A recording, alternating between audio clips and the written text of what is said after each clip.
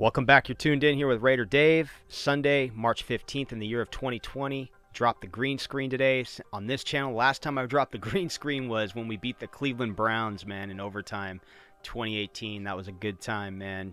But once again, man, I typically do the audio version and all that stuff. But hey, man, trying to be more proactive here on YouTube. You know, had a great time last night on Hardcore Raiders channel, so shout out to Hardcore Raider, Monster Mash Ken, Chris Wysong, Captain Jack Rackham,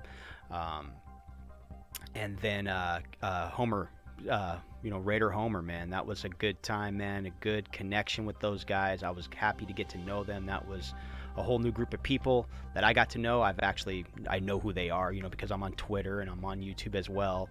I'm not a religious content. I don't watch Raider content religiously.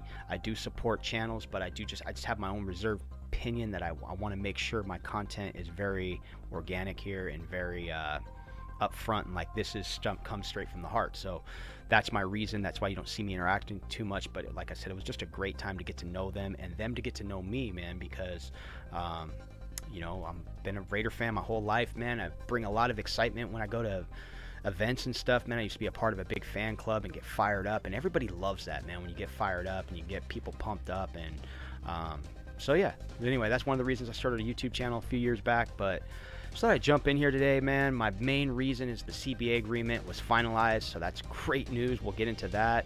The cap space has been official, what the Raiders are going to be working with cap space moving forward, I should say. And then just getting though, just want to let you know my thoughts on what's going on worldwide, man, as I'm living my life day to day, like I always do. I always live my life day to day. We never know if tomorrow is promised, man. And that reality right now, with the way we're used to living our lives here, getting up, going to work, going to the grocery store, getting a freaking roll of toilet paper, shit like that. Things have changed in the last couple weeks, and panic is on the rise. And my message to everybody is just, man, remain calm, man, during the situation. I know most Raider fans are probably just chilling, understanding the situation, but just stay inside. I'm gonna stay inside for a couple days, man. I have been out all week. I've been to the grocery stores. I've seen the panic. I've seen the fear. I can feel the fear in the air, kind of, and then there's people that are downplaying it. They're like, oh man, this is over exaggerated, this and that. So I don't know where I stand in this situation. All I know is this situation just says that all of us are in the same boat. This thing got our attention, and I'm going to leave it at that. It's gotten my attention. I'm hoping that we can continue with our normal lives, man, because I really do enjoy this life. I enjoy sports. It's a big part of a lot of our lives. And yeah, man, it was just, but Friday, the reality even set in more. I'm with my buddy, and he's telling me he coaches his kids basketball. He's so involved with his boys and what they do, like basketball, baseball, you name it. And he's like, dude, every event, and he's used to going to 3 events a day. So his days are just filled with like activities for the kids. And he's like, dude, I don't know what to do, man. They just shut down all the sports. School's getting shut down. And then I'm kind of like, yeah, dude, now you're at home and you can't even fucking watch the game. This is getting crazy, dude. So, like, did any of us see this coming? I don't know. I didn't see this coming. I'll be honest. I know flu season comes around. I pay attention, man. I do my part. But at the same time, I don't panic. But right now, man, I'm just saying it's a day-to-day process. And, we'll see. We'll see how things unfold, man. But I think number one rule moving forward is kindness, man. Let's just be cool with each other, man. There's been some people I see at the grocery store I feel bad for. I feel bad for the little old lady, man, that gets a 12-pack of water and she's in line and she's getting surrounded by people. Like, where did you find that? We just got back from that aisle and there's none left. That stuff kind of concerns me because, it's getting intense, and people are starting to live in fear, and that's not what we want. So we're just going to see how things unfold. I've been kind of chatting it up with Hardcore this morning. He's been kind of keeping me updated on some things, and I haven't really dived into the news yet. I slept a few hours, man. I think I drank too much coffee yesterday, so I slept a few hours, and I just woke up really clear-headed, man. I'm locked in. Even though I had a few beers last night, it's like nothing got me buzzed. Like, I didn't get relaxed. It was weird. I'm relaxed, but I'm like, it's just weird. It just didn't knock me out. Usually a couple of beers would just knock me out. I'm on the lazy boy, just out. But maybe I slept good the night before. I don't know. But today I woke up. I only slept 3 hours, and I woke up real clear-headed, focused. And yeah, man, I started reading football news right away. And of course, CBA agreement got my attention. So we'll get into that first. Got my top 20 right here. It hasn't changed. It's going to change, just so you guys know, on the draft. I'm going full 7-round mock. I'm talking every team. I usually do just a Raiders mock every year and kind of guesstimate where players will land. But like this time around, I'm in that draft league. Like I said, I'm drafting for the Colts. I thought it'd be best as far as me competing in a league and not only that, providing you good content here on YouTube. Then I'm going to do a full 7-round every team, doing a full mock, going through every team's needs, you name it, undrafted free agents, all that. So stay tuned for that mock. It's going to come. I don't know when the draft's going to go down, but it's going to come, and who knows, maybe I'll have longer time to work on it. Who knows? But stay tuned for that. Trying to line this thing up perfectly to where, you know, hey, man, I score, because it's a points league where you score points based on if you hit draft picks or not. So but yeah, there's my top 20. It's going to stay the same for the most part. Just so you guys know, I'm not banking on Isaiah Simmons falling to number 12. I'm just saying it's a possibility. That's not going to be my final mock. I'm just throwing it out there, not for shock value too. I want to be very clear, man, because I know a lot of people, some people have been saying like, hey, that's Isaiah Simmons showing up on other mocks. So that's quiet. Yeah, I haven't seen that, but I just know for me and what I see, I just want to know what team really needs a linebacker in that top. How bad do they need a linebacker that they're going to take Isaiah Simmons? That's all. Maybe the Giants, maybe the Jets, maybe the Panthers, who knows? But I just think these other teams have bigger needs that they need to shore up, like offensive tackle, quarterback, the big two corners. You know, you got Jeffrey Okudah. He's going to probably go top 10. Who knows? Yeah, definitely a top 10 pick. I'm leaving out the defensive tackle, Derek Brown from Auburn. He's a top 10 pick. Defensive tackles are another foundational piece. So these foundational pieces that I'm talking about, how much more does a team need that foundational piece at linebacker versus these teams that need foundational pieces, say, at offensive tackle? Big one. You typically, when you got rare talent at that position, you draft those guys high. And we're gonna go right into CBA. I fucking rambled, sorry. Let's see here. Bam. So this is what went down today. Voting is official, and Adam Schefter reports that they got this thing approved. This is great news, and I like what they did in 2010. I don't like the threats of strike, but I did like what they got done, man. And what they got done was a good structure for the first-round picks. 4-year contracts, 5th-year option. I like that, man. I think it's fair. And these guys are being paid fair now when they come in the league, and they get paid when they prove themselves in the league in free agency. So with that said, I'm very pleased to see this. I'm also been heavily in favor of taking out a preseason game and adding a regular season game. I think preseason games don't really get these players ready. They don't get us fans ready. We just anticipate when the damn season's going to start. I've been to 2 preseason games in my life. They're the boringest. I don't enjoy preseason games. I mean, I've had fun in them, don't get me wrong. Tailgating, all that's fun. But I'm just saying, watching a preseason game sucks. Let's leave it at that, man. First string talent is a different level. Second string talent is a different level. When you get to when you get to a 90-man roster out of a frickin' 53-man roster, there's a big difference in talent and ability and skill set. So I'll just leave it at that. But yeah, those games, man, I'm glad. I wish they would get rid of preseason, maybe like 1 or 2 preseason games. Just not in favor of it. And once again, I'm big on supply and demand. We want football, man. We want more football. We want NFL football. NFL football is king. We see it every time. We tried the XFL.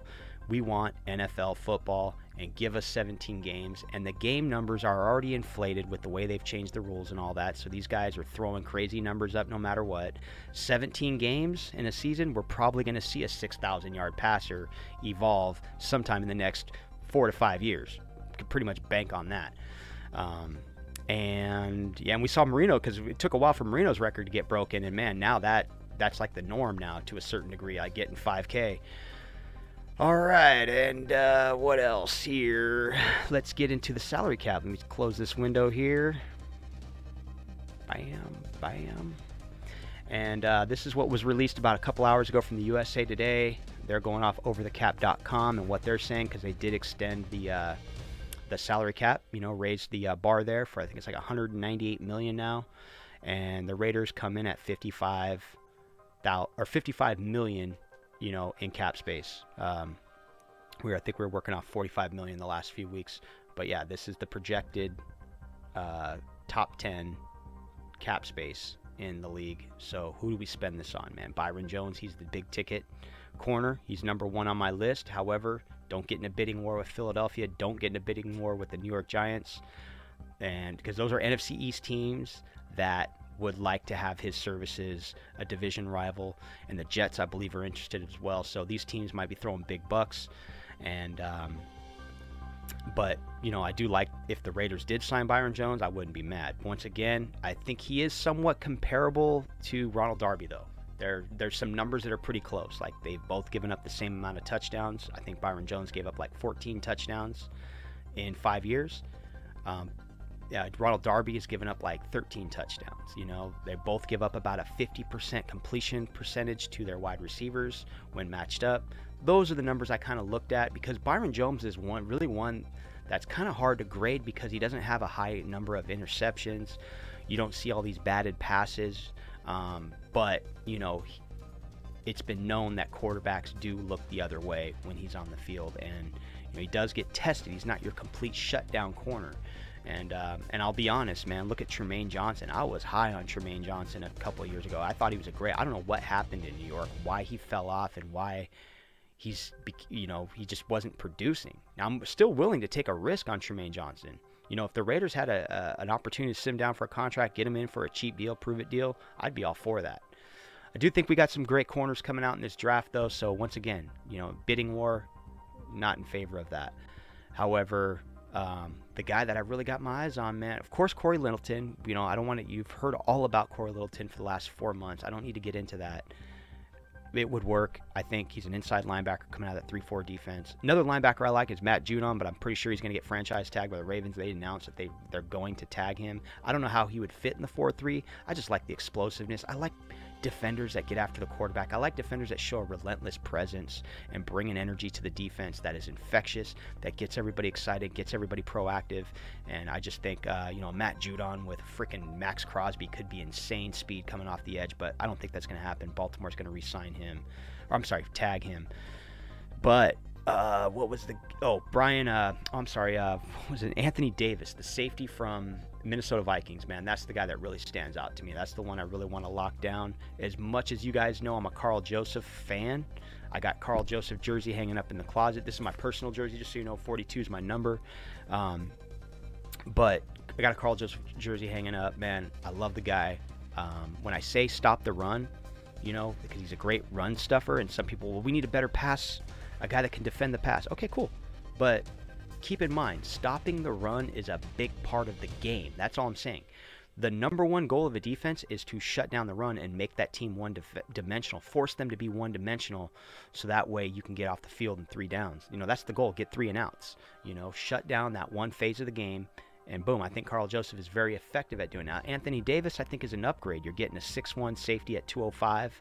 Carl Joseph being, some have him listed at 5'8, some have him listed at 5'9. So if you ever hear that from Raider Dave, you're like, hey, dude, you said he's 5'9, 5'8, 5'9. I say that because every freaking buddy has everything measured differently. And I do have go-to sites and profile sites that are pretty accurate, but I still throw that out there because just to eliminate any confusion, because there's, things get distorted. There's a lot of us creating content. There's a lot of media outlets. So information, when it's out there, man, it's not always factual, man. So, but anyway, I thought I'd just say that. But 6'1", 205, number one that stands out is he can get after the quarterback. He's got 9.5 sacks. He's got some interceptions on his resume. I think like 5 interceptions. I could be wrong. Did I list his stats? I don't think I do. I got it behind the green screen. My bad. But like I said, this guy coming out of the 4-3 over there with Mike Zimmer. A lot of people are probably going to be saying, well, Dave, do we really need a safety? Yes, I do. I really think we do need a safety. We work typically with 5 safeties on the 53-man roster. The Raiders carry 5 safeties, I should say. And what happens is we saw Curtis Riley out there getting torched, and that needs to stop. And I think adding a capable safety, if you could pair up You know, whether you re-sign Carl Joseph, you pick up a guy like Anthony Davis, no matter what, you solidified that piece right there, and now you go get some safeties or draft some safeties who are capable, because Curtis Riley, as much as we were pulling for him last year, it was a disaster back there, and he was kind of picked on. And they do got Eric Harris locked up for another year, so Eric Harris will be back. He's a big part of what got that defense going. I mean, he had some nice reads, some pick six touchdowns, and stepped up huge. And we're always going to be pulling for Eric Harris, man. From the bottom up, man, that guy's made quite an NFL career so far. And we're definitely going to be pulling for him, and Gruden's in his corner. So yeah, that's pretty much where I'm at with free agency. It's not so much like getting the big ticket players. I mean, if Chris Jones wasn't tagged, I'd be like, yo, sit that guy down. Let's get him in for a contract. Right now, I'm going to say let's stay out of that, man. Let's not trade away any draft picks. There's defensive tackles in this draft. Raekwon Davis is one that really stands out to me out of Alabama. There's some pocket breakers that are in this draft. There's a kid out of the defensive tackle. I want to say he's from Memphis. I don't want to get ahead of myself. But there's some DTs that are pocket breakers, like inside leverage, that can create that, you know, with that outside pressure you got with Max Crosby and what Cleveland Farrell's doing on the other side. And who knows with Arden Key, with what's going down right now, if we can get somebody just to break that pocket in the middle and disrupt it, who knows what that could do for our front seven. And then, of course, adding some key pieces at the linebacker position. And I know there's the Browns linebackers that were released this week. There was Kirksey. He was released this week. Sorry, I'm just checking a text message. Yeah, another coronavirus update from Google. But But Kirksey, you know, that's one. I don't know, man. I don't know about the Cleveland Brown linebackers yet, man. We'll see. We'll see if they're good fits for what the Raiders are trying to do. Really, I want to address linebacker in the draft. I want like young linebackers who are going to be the foundational piece, because that's what we've needed so long, and we've been so unlucky in that situation. When we took Rolando McClain, I think 8th overall in 2009, I believe, and it just didn't, you know, got that Bama linebacker, and it just didn't work out. So cool. I'm gonna wrap it up, man. I think that's pretty much it, man. Got the draft ticker there. We got into the CBA, some free agency. One thing I'll touch base on though is Tahir Whitehead, man. You know, thought he was a good Raider for his time there, man. It was a disaster in coverage at times and in situations. I'm not hating on the guy, but it definitely needed to happen. And, you know, he was a piece during this rebuild, man. And that's what that was, in my opinion. And, you know, I think if he had a better supporting cast around him, who knows? Maybe he would have played a little bit better. Maybe shined a little bit more. But all the best to him and what's going forward. And Gabe Jackson, I just want to touch base on Gabe Jackson and his trade value. A lot are saying maybe we can get a 5th round pick. They're comparing it to Kelechi Osemele. However, though, I think Gabe Jackson provides a little bit more value. I think at least maybe a 4th round, maybe 3rd round pick. I mean, and I'm going to say it for this reason. I mean, Gabe Jackson's got great work ethic. Gabe Jackson is a great teammate. Gabe Jackson is all about making players around him better. He's still a young player. I mean, you know, came in the same drafting with Carr in 2014. So, I mean, he's still a young veteran player with a lot to provide for a team. I see a 5th round pick as a little bit of a slap in the face to his value, because once again, think about Colton Miller. You know, Gruden roomed them up. Colton Miller, Brandon Parker, and Gabe Jackson, and, you know, all that stuff. He had him work with these guys, and look at Colton Miller. We're seeing a difference with Colton Miller already in his 2nd year.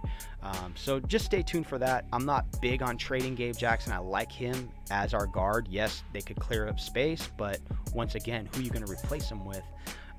You know, draft, you know, whatever it may be. Yeah, I'm all for it, but, you know, I just think Gabe Jackson's a good teammate for these guys, and I'm not all in on that trade yet. And if that trade was to go down, maybe that trade you get a little bit more value than what some people are saying. And, you know, we'll see. Mike Mayock's a wait and see guy. We're gonna see. I think I got that, man. We got the CBA, we got it all. We're good. So anyway, check out the discussion last night, Hardcore Raiders channel. The link's in the description. Shout out to everybody doing their thing on a Sunday. And let's remain positive, man. Keep focused, and I will be back probably back tomorrow, man. Shacked up for the next couple days. We're going to stay inside, and watch this situation unfold and hope for the best. I'm Raider Dave. This is GrimeCast Media here on YouTube, and we'll be back. I'm out. Peace.